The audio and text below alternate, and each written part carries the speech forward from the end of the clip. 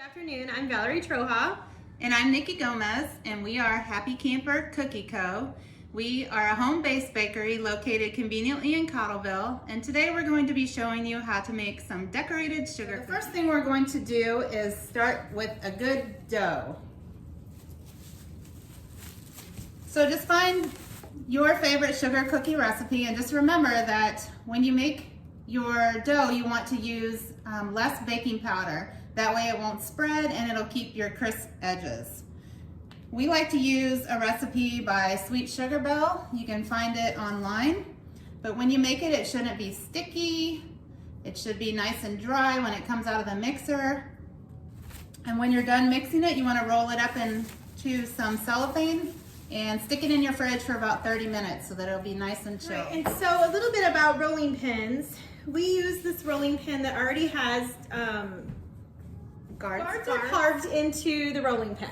You can also get guards made by Wilton. You can get them at Hobby Lobby, Walmart, I think, Michael's, and they just snap onto your rolling pins, and the guards will make your dough stay level so that when you're icing, your icing doesn't fall off the dough if your cookie's unlevel. So it'll be all the same thickness, and we like to use the 1/4 inch guards. So we are gonna roll out a little bit of dough. You want to make sure you have a lot of flour on your table and sometimes on your rolling pin.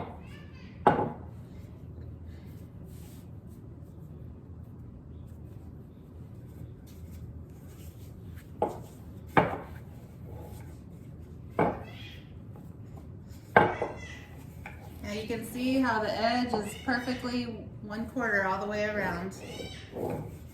And we're going to use and decorate a flower cookie today.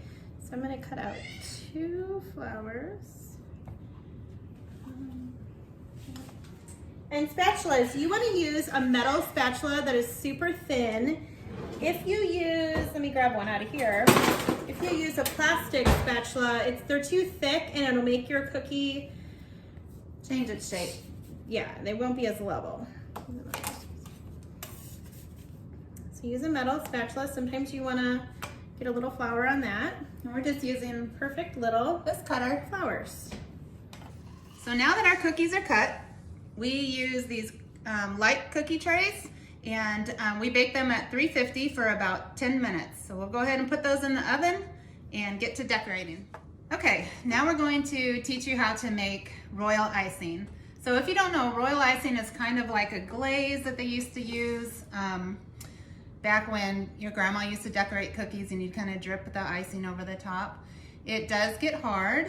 That's why it's important to have a soft cookie underneath.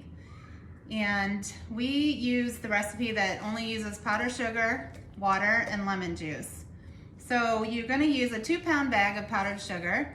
We found that we like the generic brands better. They're more fine, so your icing isn't as, what's the word, crispy maybe?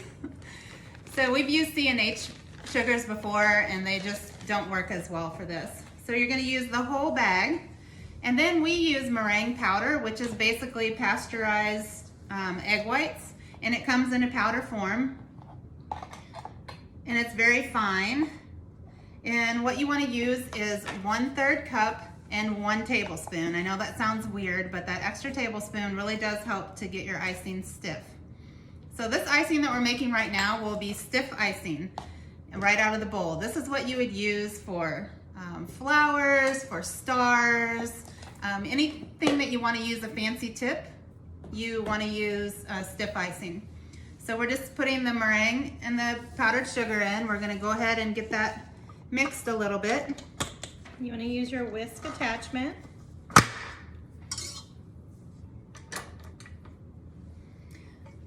Okay, so you just want to go on low, get it started, mixed up. Sorry, this is not my mixer. All right, and then we add some water. So you're going to want to add 2/3 cup water. That's 2/3 cup. And then we also use a 1/4 cup of lemon juice because the lemon juice helps to cut the bitterness of the meringue powder. And you can just dump it all in and you're gonna turn it on. And I'm gonna get the camera to get a close-up so you can see what it looks like. It starts out kind of very runny. And you just wanna kind of tap the edges to get the powdered sugar down. All right, so you can see now it's getting a little bit smoother there. I'm gonna crank it up to about 5, just so that all that powdered sugar gets incorporated. You don't wanna crank it up to high right away or you will have powdered sugar and dust all over yourself and your kitchen. Just keep tapping the edge of the bowl to get the powdered sugar to mix in.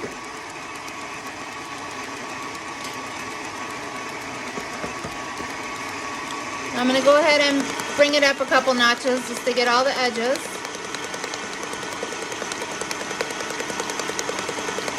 Now, like we said, we're using a whisk for this part. When you do your dough, we like to use the paddle attachment. Okay, so you can see it's starting to get all mixed in. So I'm gonna go ahead and crank it up to high.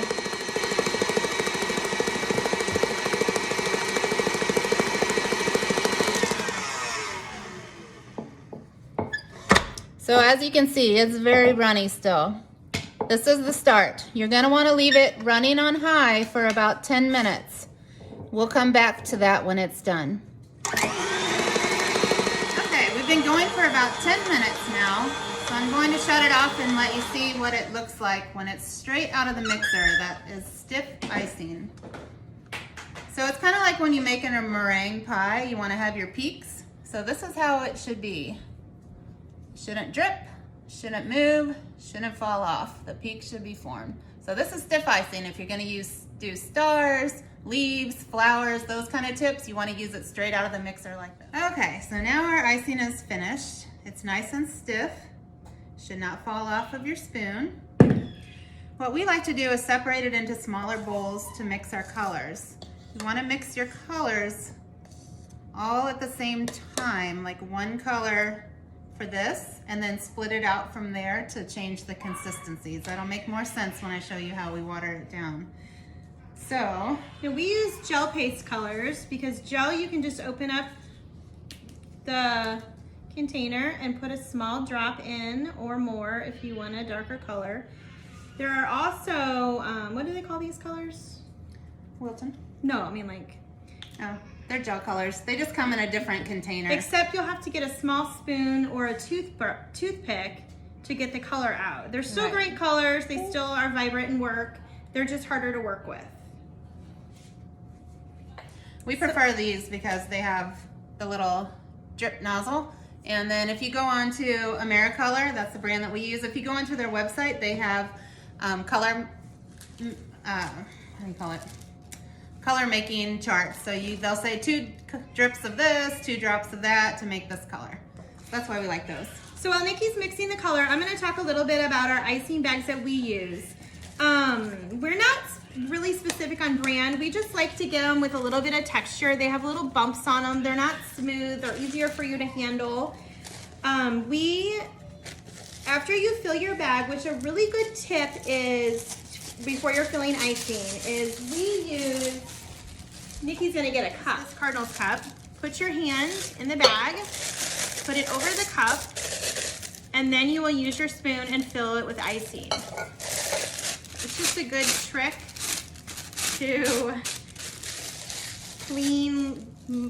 fill your icing bag in the most clean way. So most baking stores or craft stores sell these in the baking section. You wrap it around your bag, twist it. That is a good closure for your bags. We use these chip clips that we've bought at IKEA. You can also tie your icing bags. And we use our kids' old Rainbow Loom rubber bands.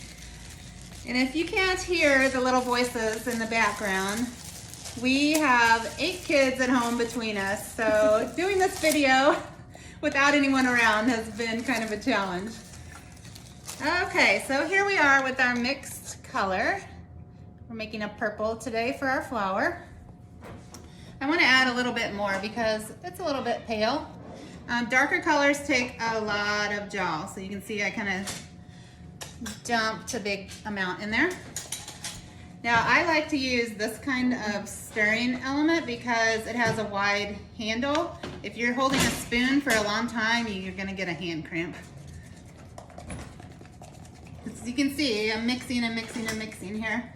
You can mix colors if you're making a big batch with your hand mixer, but the thing you wanna remember is you don't want to overmix royal icing because then the consistencies won't be correct.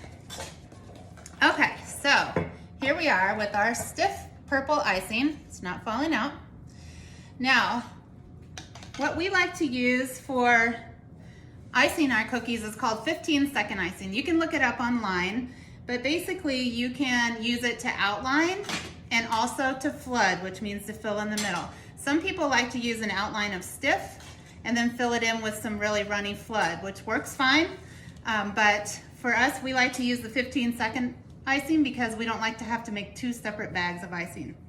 So what I was alluding to earlier with the color is that from here we're going to thin it out, but we're going to keep some of it stiff if we want to come back and do detail work after it dries.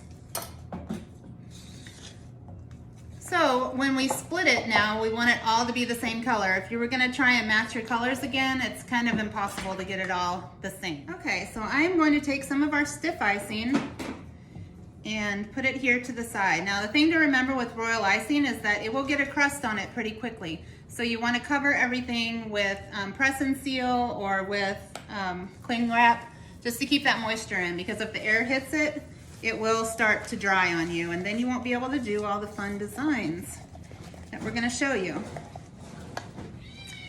Okay, so here's our stiff. We like to use a squirt bottle to thin it down, because usually when we would do this before, we would stand under the sink with it dripping and you'd accidentally get too much and you have to pour it off. Well, then some of your color leaves with that. So we're just going to use a squirt bottle, and to begin with, we're going to use about 10 pumps. And this all depends on how much icing you have and how thick you want it. Now I'm going to explain to you why they call it 15-second icing. And that is because when you slice it with a knife, it should come back together on its own within 15 seconds. If it comes together too quickly, then it's too runny. If it's not coming together like now, it's not thin enough. So we're gonna add a little bit more water. In the meantime, Valerie is checking on our cookies. They're almost ready.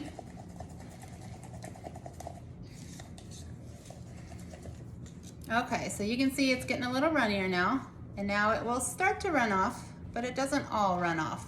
So this is about where we want to be.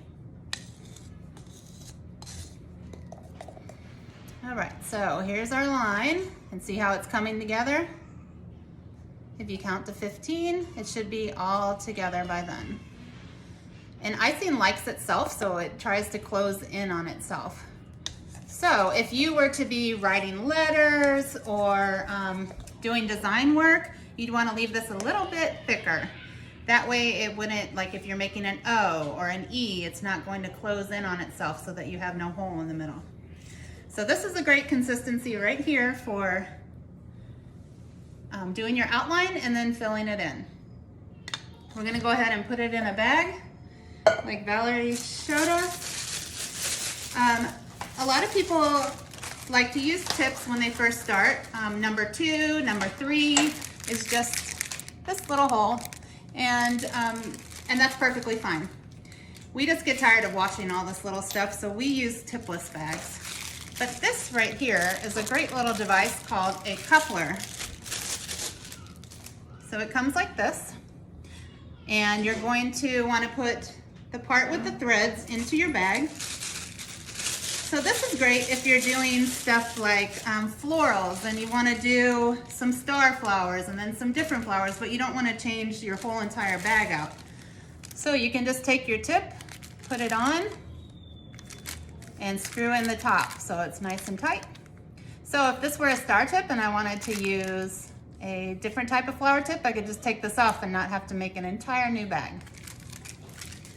But for flooding and general use, we just use tipless bags so that we don't have to do all of that, all of those dishes. So you're just going to scoop it all into your bag, like Valerie demonstrated earlier. Shake it all down to the bottom. I'm gonna put your clip on. I like this clip because as you start to ice, there'll be air up here that you kind of want to push down, and it's easy to get this off and on to move. All right, so you see here, hopefully you can see it, how this tip doesn't have any side hanging over. These are really crisp bags. And we are just gonna take very sharp scissors and very clean scissors, and you want to clip the tip off. I hope you can see this. So you're just taking a little tiny piece off. And remember that you can always cut a little bit more, but we can't ever put any back. So make sure you start small. And we'll test it here. All right, perfect. Okay, now we're ready to ice. When we do our classes, we print out this nice little scissor practice sheet. It's like for preschoolers, but it's a good way to practice your icing before you take on your cookies. So we're just going to start here. Now the thing to remember is that you want to hold your bag right here, and then all of your pressure is going to be in these 3 fingers. Oops. Okay, so when you ice cookies, you want to touch down, lift it up, and drag it to the next spot. And it's okay if there's a gap there, we'll fill that in. So lift up and drag over. So we're not dragging along the cookie like this. Let me see if I can get a better angle so you can see how far up we lift, about 1/2 inch to 1 inch. So here, oh, this is hard to do on here. Here, and drag it. Okay. So when you do a design that has points here, you want to touch down on each point. So we're just touching, pulling, touching, lifting up, and pulling again. All right, so when you do curves, it's kind of the same thing, but you're not touching down at all. You're just going to let the icing fall. Just like that. All right, and here again, you want to touch down on each of your corners. It doesn't have to be a big touch. You don't want to leave a big blob there, just a little touch, just so that the icing knows that's where it's supposed to stop. Icing likes to go in towards itself. So for example, if you're making a circle, you want to make sure that there's enough space. If we were to draw letters like an E, the icing will close together right in that little spot if it's too runny. So if you are doing circle shapes or writing, you want to make sure that your consistency is a little bit thicker than the 15-second icing. Okay, so you can see now how that little E has closed in on itself. Okay, so just keep that in mind. So when we go to start decorating our cookie, we are going to outline the shape. Sorry, I'm getting used to icing under the camera. It's not as easy as it looks. And then we are going to fill it in. So you want to press kind of hard, make it real big and poofy, and make sure that there are no gaps or air bubbles. If you happen to have any air bubbles or gaps, we use a scribe. It's just a pointy little tool. You can also use a toothpick, but you want to hold it straight up and down and just make little circles, and that'll close up any gaps you have. Also, if your circle, for example, is not perfectly round, you can also move the edges a little bit. There we go. So you can see it's nice and smooth. There's no lumps and bumps. If you're getting lumps and bumps, that means you're not using enough icing, and you need to use a little bit more so it can spread smooth across. Okay, now it's time to start on our cookie. So we have this flour cookie. As you can see, the top isn't perfect, and that's okay because we're gonna fill it in and cover it with the icing. So the first thing you want to do is pick a spot and just start outlining. You don't have to go all the way to the edges. When you're beginning, it's easier not to go all the way to the edges. That way, if your flood is a little bit thinner than it should be, it won't fall over the edge. But if it does, it's no big deal because you can just wipe along the edge of the cookie with your finger and get rid of the extra icing. All right, so I've done my outline. So now I am going to push with more pressure, go all the way up against the line. I'm using a cookie spinner. Sometimes I use a Lazy Susan if I can't find one. It just makes it easier to turn your cookie so you don't have to touch it and risk messing up your edges. All right, so I'm just going to quickly fill this in. So you can see I have some spaces here and here. Just going to put little dots in there. And then I'm going to take my scribe straight up and down. You don't want to smooth it like peanut butter. That won't work because it won't keep your icing at the same thickness. You'll have lumps. And I'm kind of going to the edges here. All right, so like I said, if some were to fall off the edge, you just take your finger, wipe it around, and you're all good to go. So I'm going to give it a little shake. And now you can see it's nice and smooth here. All right, so now I'm going to show you some different wet on wet techniques. So we have a white icing here. The first one is a little flower. Just going to make a circle in the middle. It doesn't have to be perfect because we're going to pull it in anyway. Okay, we've made a circle in the middle. Now we're going to take our scribe. You're going to make sure it's clean, and you're going to pull from the outside in 5 times. Each time you want to wipe off your scribe in between, or else you'll have white out here in your purple. So 5 times, so that's 2, 3, 4, and 5. It's kind of like that little hibiscus. You can put a little dot in the middle or a couple if you'd like, and those will sink in. All right, so that's the flower. Now I'm going to show you some chevron pattern. So again, with a different color, and I'm going to go just in lines across. Now I do have another color here, a pink. It looks nice when you put 2 colors in a chevron. And again, just doing lines across. Okay, so I'm wiping my scribe to make sure it's clean. Now for the chevron, you're just going to go down. Make sure you're wiping off in between. And up. Just opposite, up and down, all the way across. About the same distance.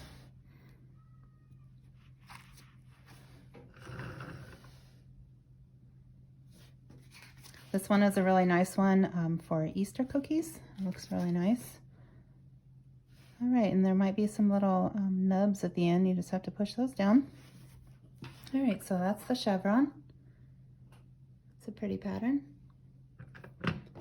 You can also do polka dots. So with the polka dots, you just want to make sure that you're using the same pressure so that they're the same size. And you want to line them up. And then you want to stagger them the next line, so on and so forth.